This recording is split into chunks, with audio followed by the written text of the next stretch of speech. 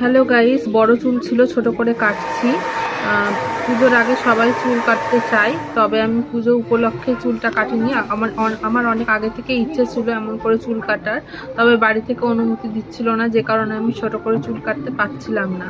তবে আজ ফাইনালি ঠিক করেই ফেললাম যে চুলটা কেটে নেব এবং বাড়ির লোককে মানাতে সক্ষম হলাম। তো ফাইনালি যাই হোক, খুব আনন্দিত আমি যে নিজের ইচ্ছে মতো চুল কাটতে পারছি। এটা আমার ফার্স্ট টাইম শর্ট চুল কাটা। এর আগে আমার বড় লং চুল ছিল। আমার যেহেতু ছোট থেকেই বড় লম্বা